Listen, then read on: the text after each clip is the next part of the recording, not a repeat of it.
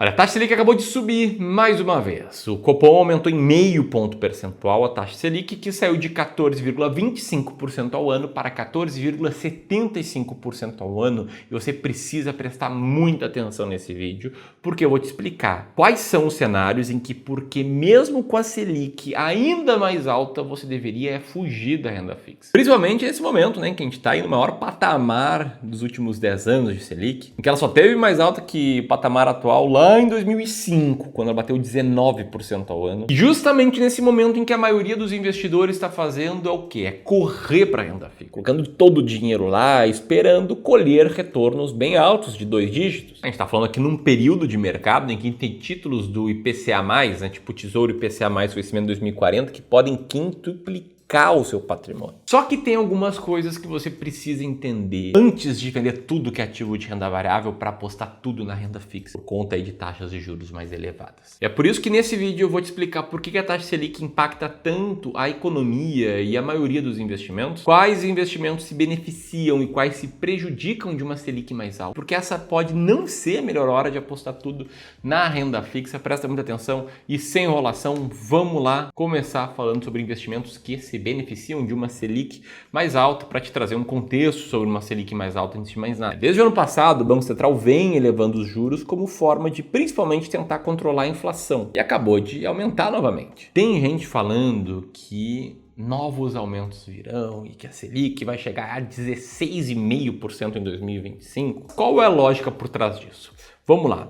A taxa de juros é um instrumento monetário que, quando fica mais alto, né, quando a taxa de juros é mais alta, o que acontece na economia? Primeiro, o crédito fica mais caro. Isso aqui vale tanto para o produtor, para o empresário, que precisa pegar crédito para expandir fábrica, para investir no seu crescimento, quanto para o consumidor. Logo, tanto as empresas quanto as pessoas colocam menos dinheiro na economia, gastam menos. Logo, os preços param de subir tão rápido. A inflação fica mais controlada e a inflação é um terror para a população. Então, uma Selic mais alta acaba sendo um remédio amargo para resolver o problema que é a inflação. Agora, olhando para esse cenário, para quem investe, uma Selic mais alta é uma oportunidade de você ver o seu dinheiro ganhar mais, ou na verdade é um desafio para você alocar melhor os seus recursos? Bom, o fato é que com uma Selic mais alta, alguns investimentos passam a automaticamente render mais. Na renda fixa, por exemplo, quando a gente fala de títulos que têm um juros pós-fixados, todos eles praticamente passam a render mais. Então, o Tesouro Selic passa a render mais.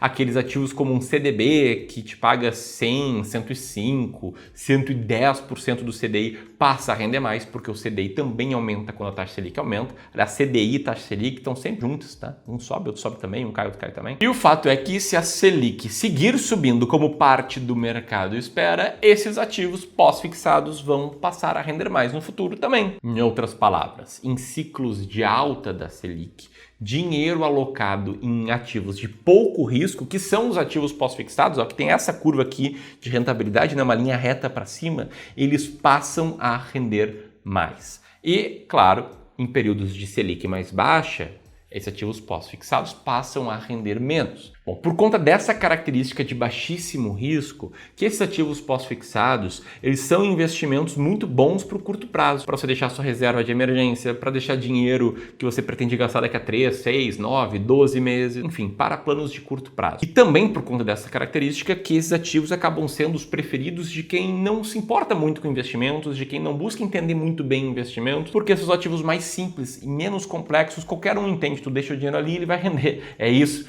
não pode cair de um dia para o outro, não vai te trazer nenhuma surpresa e por aí vai. Então esses aqui são ativos da renda fixa que se beneficiam com uma Selic mais alta. Existem outros ativos de renda fixa que muitas vezes passam a oferecer taxas mais altas para quem investe, como o caso dos títulos pré-fixados. O que é um título pré-fixado? É um título que, diferentemente dos pós-fixados, você sabe exatamente quanto que ele vai render entre a data do investimento e a data do resgate. Então, vou dar um exemplo aqui com os títulos do Tesouro Direto. Vamos pegar o Tesouro pré-fixado com vencimento em 2032, rendendo 13,99% ao ano. O que você sabe aqui? Que se você comprar esse título, ele vai render até o dia 1º de janeiro de 2032, exatamente 13,99% ao ano. Então você compra um título aí a R$ 419, no dia 1º de janeiro de 2032 ela vai estar valendo R$ 1.000, né? Sabia disso, né? No vencimento, isso aqui vale exatamente R$1.000 o PU. Ou seja, você vai mais do que dobrar, multiplicar por 2,5 vezes o seu investimento aqui. Esses ativos, eles não se beneficiam diretamente de uma Selic mais alta. Só que o ponto é que quanto mais o mercado espera que vai ser a taxa Selic no futuro, ou seja, mais inclinada fica a curva de juros futuros, mais ativos pré-fixados têm que oferecer de taxa para conseguir a atenção e o dinheiro dos investidores, para serem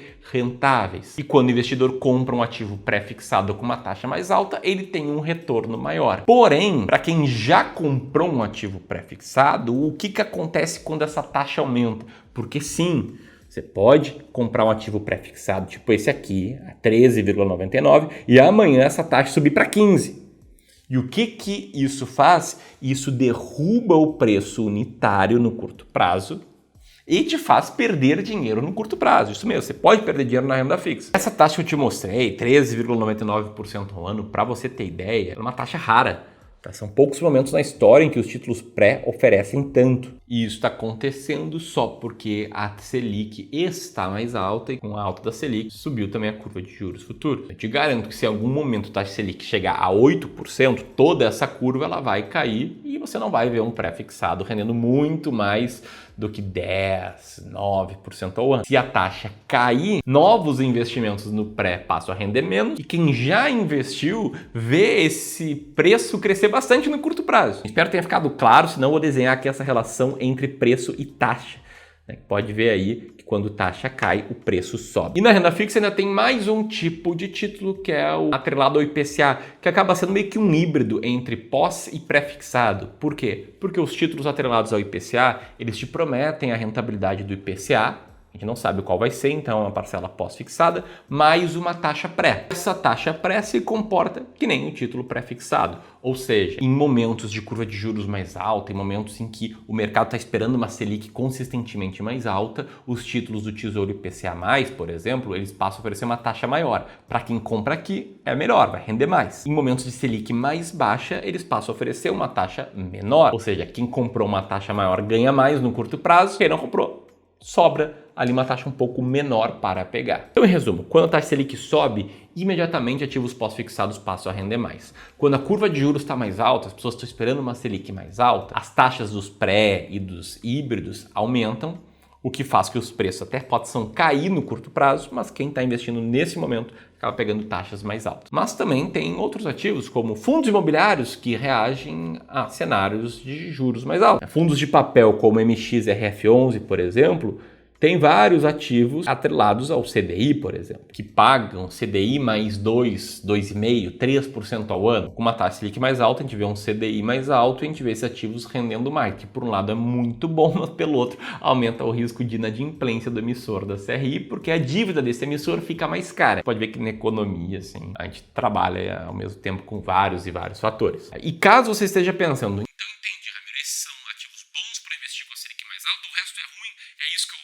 calma, porque fazer justamente esse movimento pode ser um erro e eu vou te mostrar por quê. Antes disso, eu vou te mostrar quais investimentos tendem a se prejudicar com juros mais altos. Mas uma coisa aqui eu quero te garantir, não vai ser trocando todos os ativos da tua carteira de acordo com o cenário que você vai lucrar no mercado. A renda fixa subiu, agora eu vou investir tudo em pré-fixado. A renda fixa está rendendo menos, então eu vou investir tudo na bolsa. Cara, quem faz isso acaba na média comprando na alta e vendendo na baixa. Essa questão que eu estou ilustrando, né, de a taxa Selic aumentou, eu vou comprar isso, ela caiu, eu vou comprar aquilo, é chamado de market timing.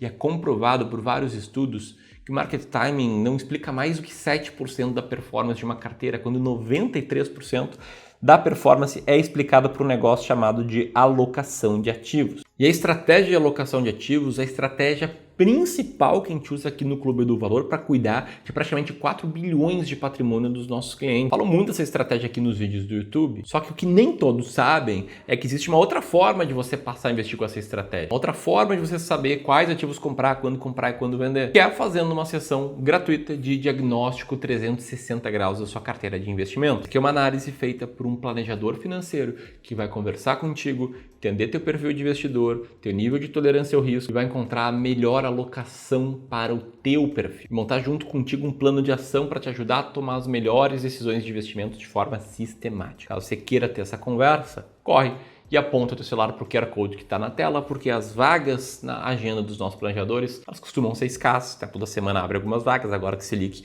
aumentou, correu aqui para abrir vagas na agenda dele, e você pode pegar essa vaga apontando para o QR Code que está na tela ou apertando aqui no primeiro link na descrição.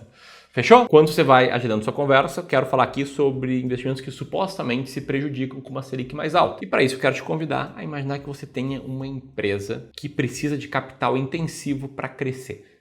Você precisa construir novas plantas, novas fábricas, contratar mais pessoas para conseguir vender para mais clientes, aumentar a receita, mantendo margens iguais, ter um lucro maior. Agora, digamos que essa tua empresa, ela gere um retorno sobre os ativos que você monta, faixa de 10, 12% ao ano, ou seja, botei lá 1 bilhão numa fábrica, isso aqui vai me retornar ali ao ano cerca de 100, 120 milhões. Se a Selic está ali batendo os 15% ao ano, vai pensar 2, 3, talvez 10 vezes antes de montar uma fábrica. Por quê? Porque pode deixar o dinheiro paradinho ali, rendendo um monte, sem ter dor de cabeça, sem correr risco trabalhista, sem correr risco do investimento não voltar, enfim. Tá entendendo, né?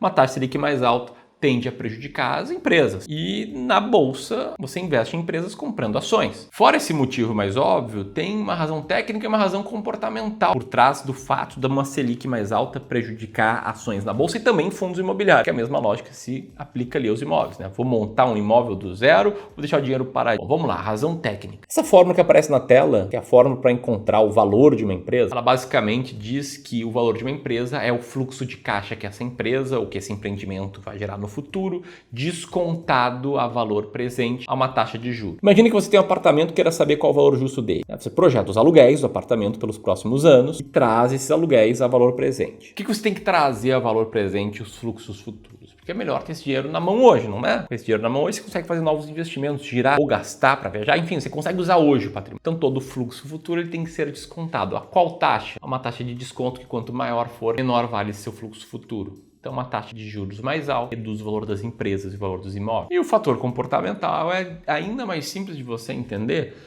Com uma Selic mais alta, CDB, LCI, LCA, Tesouro Selic, tudo rende mais. E isso faz com que muitos investidores tirem dinheiro da bolsa, tirem dinheiro dos FIIs para comprar renda fixa. Mais gente querendo vender do que comprar, pressão negativa nos preços. Pressão negativa nos preços, queda no valor de mercado. E aí você deve se perguntar, poxa, Ramiro, mas o IFIX e o Ibovespa estão perto das máximas históricas. Sim, é verdade. Só que tanto ações quanto fundos imobiliários estão extremamente descontados nesse momento. Porque a máxima histórica é um dado, mas o que está por trás disso, por trás da cotação das empresas, são múltiplos muito baixos dos fundos imobiliários e na Bolsa de Valores também. E eu não tenho dúvidas que se a gente tivesse uma Selic hoje a 10, a 9, né, com uma expectativa de taxa de juros constantemente mais baixa, a cotação das ações e dos fundos imobiliários estaria bem mais alto do que onde está. Isso é claro para quem é investidor de longo prazo e com uma devida tolerância ao risco. A lógica é que quanto mais altas sejam as taxas de juros, mais faz sentido de você ir acumulando ativos que se prejudicam com taxas de juros mais altas. Por quê? Por conta dessa pressão vendedores vão tender a estar mais descontados. Como assim, Ramiro? Bom, historicamente, a Selic alta muitas vezes indica juros elevados por mais tempo. Entre 2014 e 2016, período em que a Selic cresceu bastante, a bolsa caiu 28%.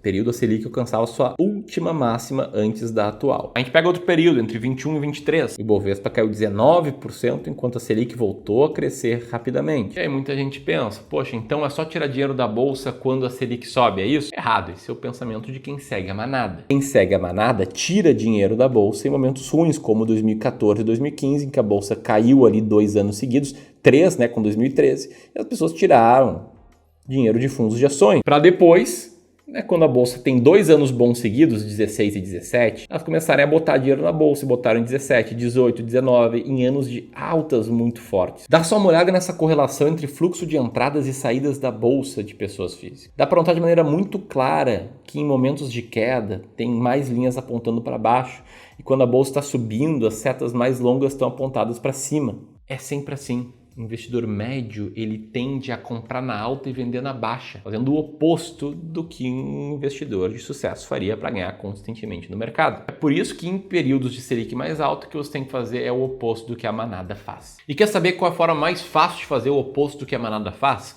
É simples. Primeiro, com base no seu perfil de risco, seus objetivos, você desenha uma carteira ideal de investimentos. Começa aqui, por exemplo, tá? Que é 60% de peso em ativos de renda variável e 40% de peso em ativos de renda fixa. Aí vem o mercado, bagunça tudo e eventualmente deixa a tua carteira com peso menor em algumas classes de ativos. Aí o que você faz? Você compara a sua carteira ideal, o alvo que você tem de alocação, com a sua carteira real e você usa dinheiro de novos aportes ou até vendas de aquilo que está com peso superior ao alvo para comprar ativos que estão com peso inferior ao alvo. Então você vende um pouquinho de renda fixa, se ela ganhar peso na sua carteira, porque ela tende a ganhar, porque vai estar rendendo mais, vai estar na alta, para comprar a renda variável que está perdendo peso na tua carteira. E assim você segue trimestre após trimestre. E o que aconteceu foi o contrário, a renda variável está ganhando peso porque está subindo bastante, você vende um pouquinho de renda variável e compra renda fixa, mesmo se a Selic estiver mais baixa, está indo sempre na contramão do mercado, vai estar comprando na baixa, vendendo na alta. Tudo isso sem tentar prever o futuro, que é algo que tende a nos fazer colocar vários viés comportamentais acima da importância de ter uma boa estratégia, como esse estudo aqui do Antônio Lopo Martinez mostra. E é por isso, por exemplo, que para esse cliente aqui do clube, que deveria ter 10% de renda fixa pós e está com 11%, deveria ter 20% em ações norte-americanas e está com 17%, a gente está vendendo um pouco de renda fixa, mesmo com a Selic mais alta, e comprando ações norte-americanas. Num grande resumo, se você tem uma carteira de longo prazo e um perfil que tolera risco, possivelmente esse vai ser um momento bom para vender um pouco de renda fixa e comprar renda variável. Como saber disso? Bom, primeiro, ter uma alocação de ativos muito clara. Segundo, nunca tomar decisões por conta de manchetes. Terceiro, garantir uma boa diversificação e o rebalanceamento para comprar o que está com peso abaixo do alvo e vender o que está com peso acima. Agora eu quero saber de você. Com a taxa Selic onde ela está, o que você vai fazer com seus investimentos? Deixa o teu comentário aqui. Se você quiser conversar conosco, quiser ter um diagnóstico da tua carteira, aperta aqui, preenche os teus dados aqui ao redor da minha cabeça. Eu vou deixar alguns vídeos, comentários aí para você seguir assistindo. Era isso, um grande abraço e até mais.